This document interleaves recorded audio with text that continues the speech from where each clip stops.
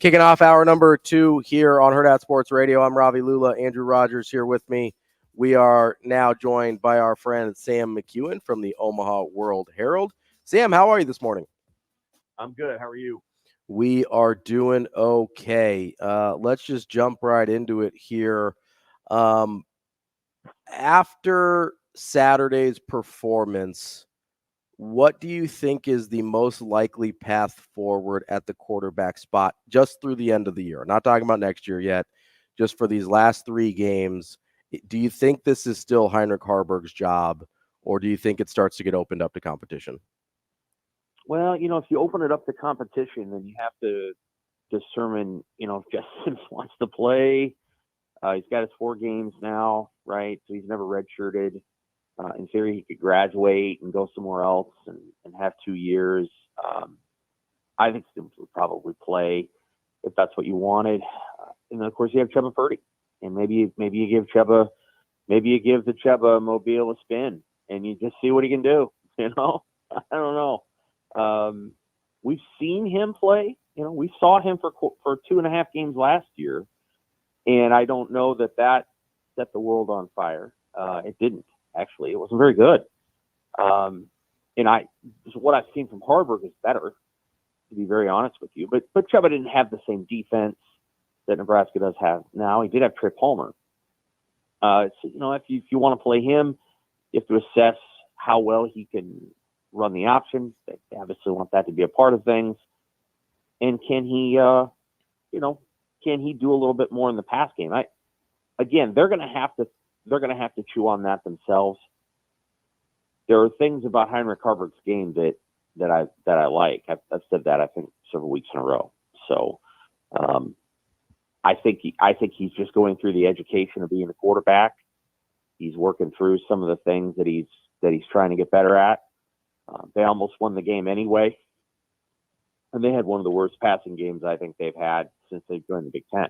I mean, it was bad, but there's things that I think he understands about his play, and I think he's trying to get better. And they just don't have a ton of pieces. The receivers are young. Mm-hmm. The line is beat up. If you can go away from Haarberg, but nothing that Jeff Sims showed in the 2 games he played was encouraging. I just didn't like the picture when he was out there. Including passing the ball. I thought he threw the ball too low a lot, whatever. But there's probably things he can do that Haarberg can't do. And then if Chuba goes in there, you have to expect Chuba to have a ramp. And by that, I mean he's going to go out there and you just don't know what's going to happen. You can't assume he's going to go out there and go 15 for 17 for 205 yards like Josh Dobbs. I mean, it's not going to happen. So you have to expect if Purdy plays that he's going to make mistakes too. Every decision that you make at that position cannot be a one-drive decision. Otherwise, you'll send the message to the rest of your team of, we don't really know what we're doing. So they have to think about how they want to manage that position over the next 3 weeks. I would think it would still be Haarberg. Maybe Matt Rule will tell us something different today. Sam, on Haarberg's performance this last week especially, how much of that do you put on him where he obviously struggled in certain areas? How much of it do you put on kind of the play calling that asked him to drop back 35 times, which resulted in 28 pass attempts, the most Nebraska's had this year?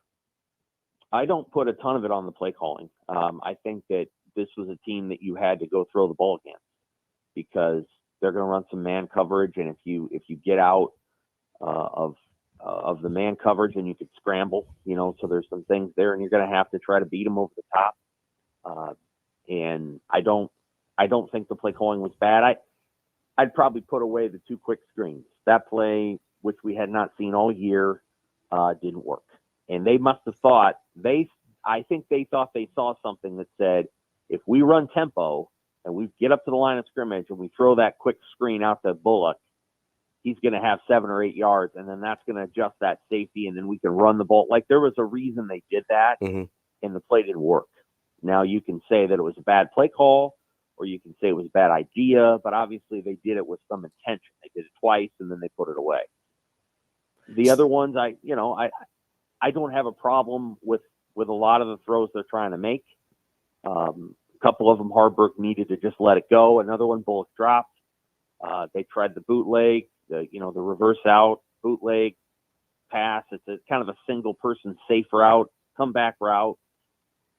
They missed it for a third week in a row. It was covered fairly well. That happens sometimes. That's a pretty common play. Then late in the game, you're trying to get back into it. You got to throw the football.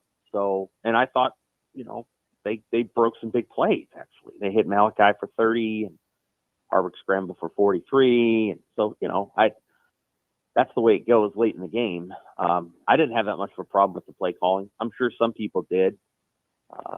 You can argue that they should have run the ball more, but they didn't control the game. They weren't really in control of the football game. So just running the ball to run the ball can be hard.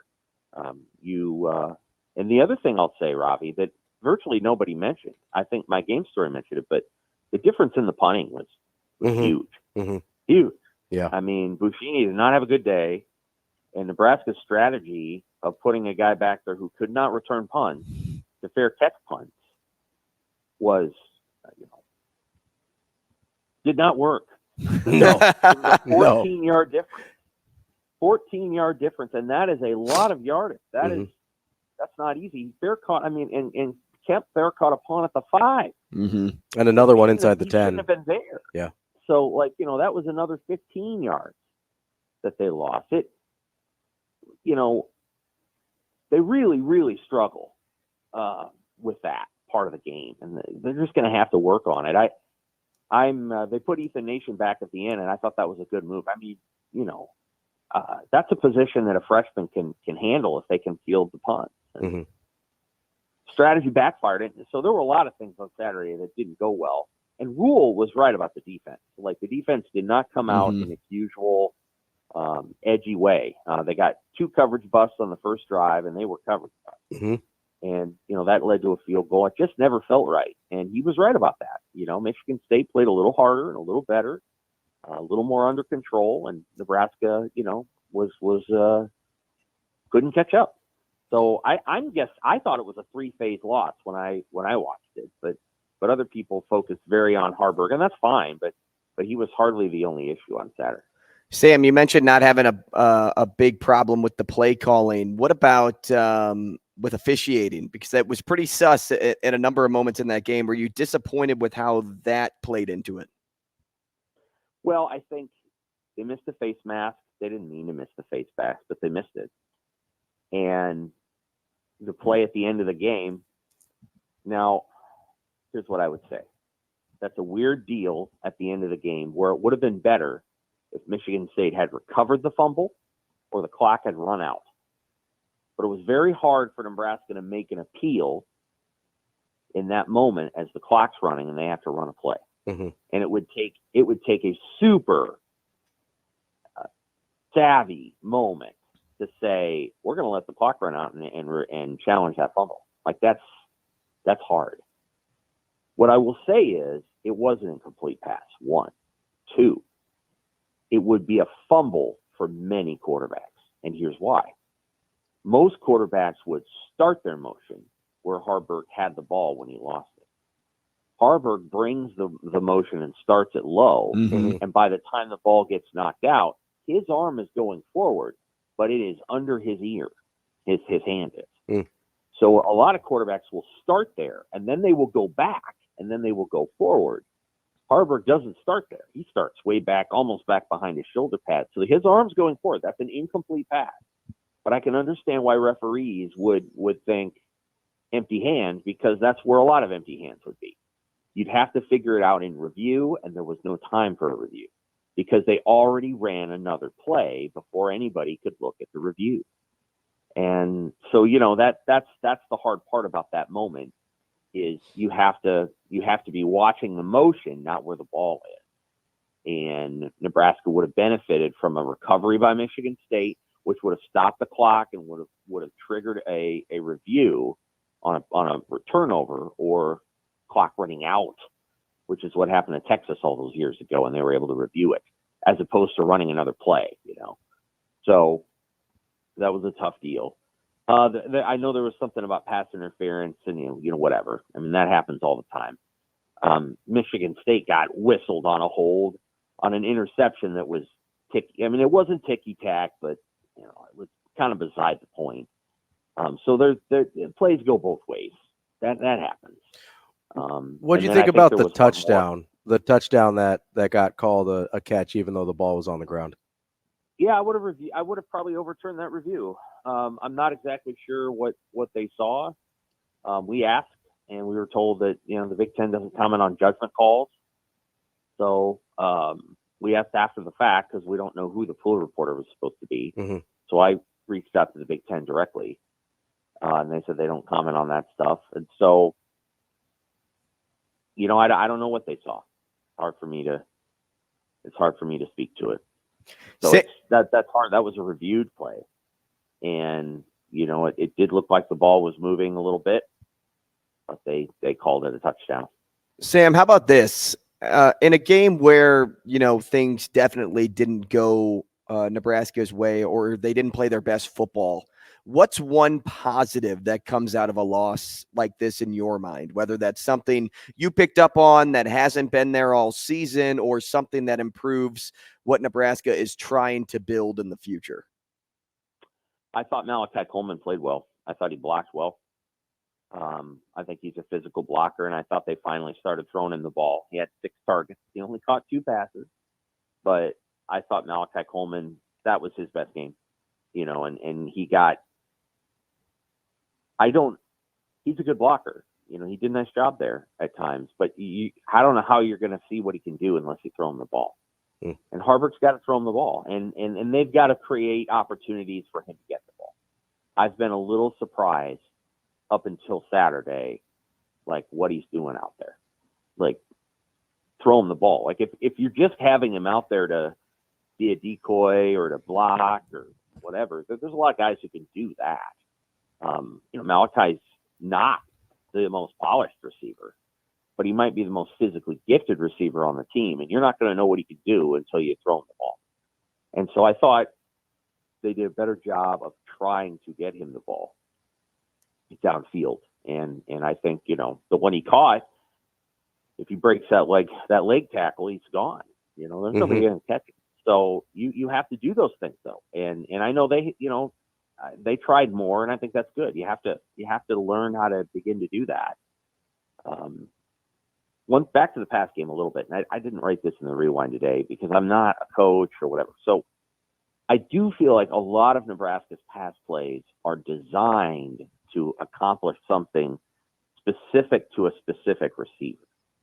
And so, like, he has defined reads, and it's like, we're going to play action here, we're going to roll out here, we're going to throw this comeback here. You're going to look at this, you're going to look at this, and you're going to look at this.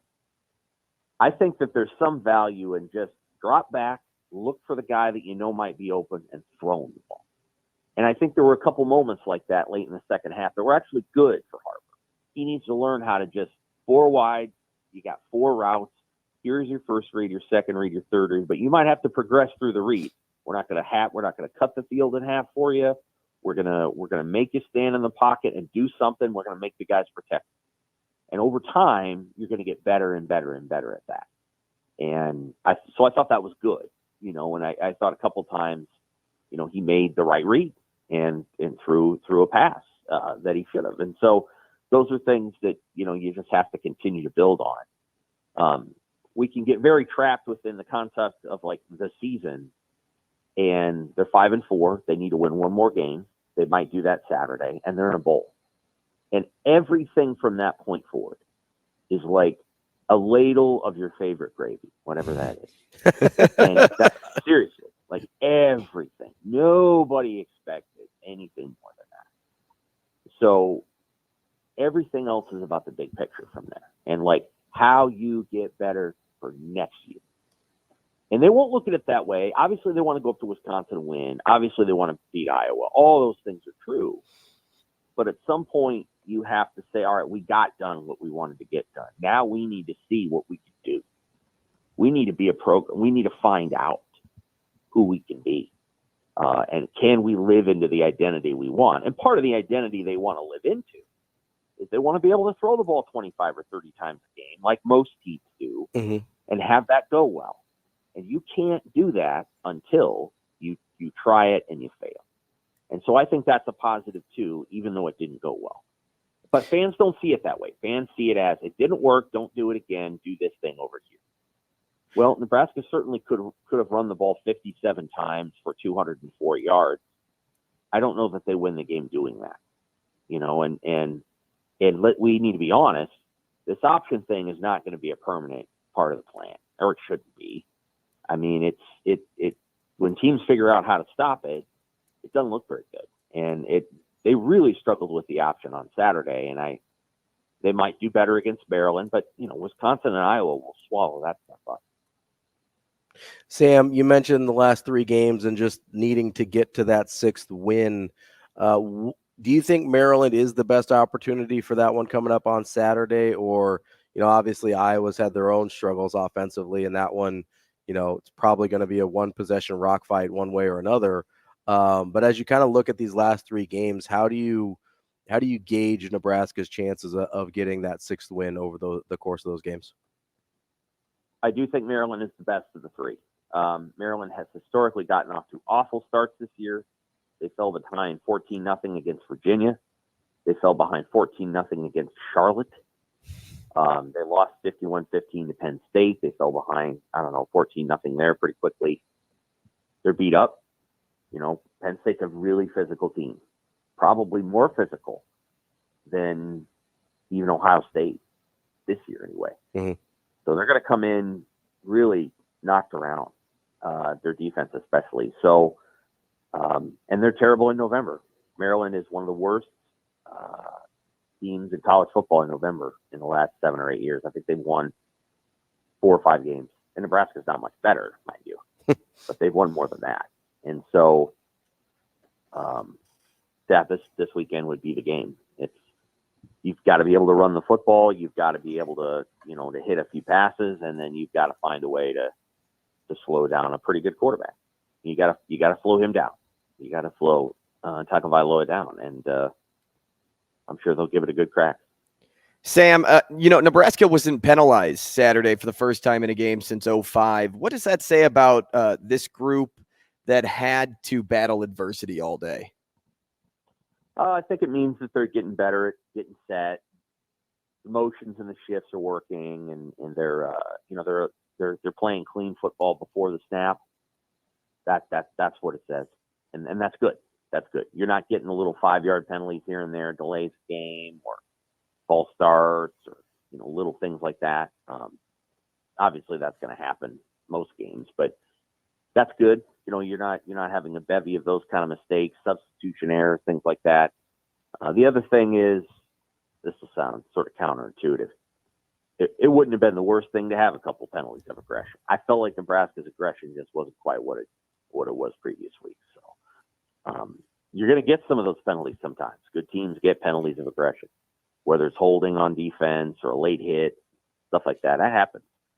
And Nebraska will get those penalties. We'll incur those penalties again, I'm sure. So, but it's really encouraging for the pre-snap stuff and not, having any procedural penalties, because those are the ones that in theory you should never have. And the ones that you can most easily prevent. And for one day, they prevented all, which is good news. Sam, with you kind of mentioned the lack of aggressive penalties. We talked about earlier the defense not really having that edge to it. The last time we saw that was against Michigan. They bounced back against Illinois and looked significantly better for a stretch of a few games there. How much different do you think it is going from, hey, the best opponent on your schedule, to Illinois and recapturing some of that edge there, versus going from Michigan State to probably a better team in Maryland? I mean, record-wise, certainly a better team in Maryland. How much different, or how much more challenging do you think it's going to be for the defense to recapture their edge as they head into a stretch against better teams, as opposed to what happened with Michigan into the Illinois Northwestern Purdue stretch? I think it depends on how healthy they are. I think the linebackers looked a step slow, quarter step slow. Secondary too. So, I don't know exactly what that is, but but they just looked a little. They just looked a quarter step slow, and I don't think that's because they weren't trying hard. I think they're beat up a little bit. Now that Buford's back, can he play safety? And Hartzog go back to corner opposite Newsome. And Newsome got beat on the stutter and go, but a lot of the day Tommy Hill struggled. I mean, he was trailing a lot of plays. And I think on the double pass, that was his bust, but hard to say.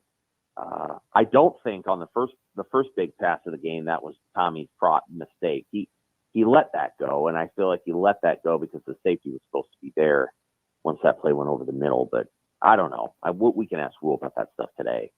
I don't know.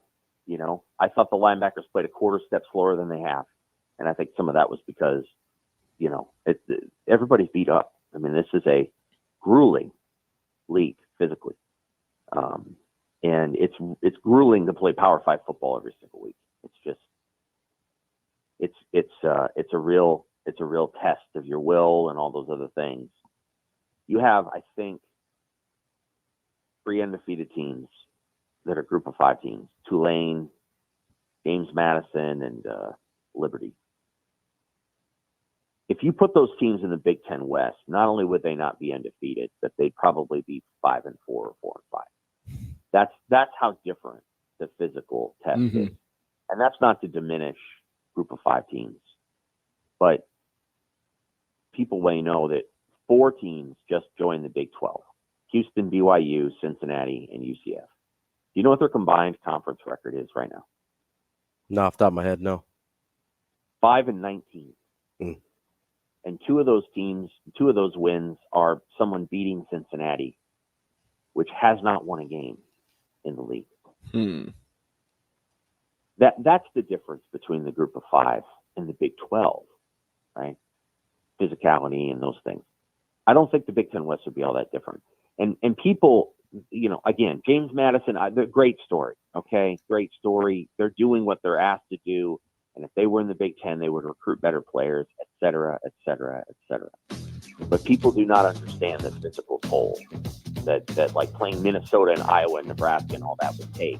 And that's what that little snapshot in the Big 12 tells you. Is that those teams were not equipped to go into the Big 12 and match up physically. How much harder would it be in the Big 10? It would be a lot harder. So people have to have an appreciation for what Nebraska is experiencing and what it has experienced in previous years. Sam McKewon from the Omaha World Herald. Sam, we appreciate it. As always, we will talk to you next week. Take care. Thanks, Sam. Sam McKewon from the Omaha World Herald. Coming up next, time for Shane's World. Oh, no.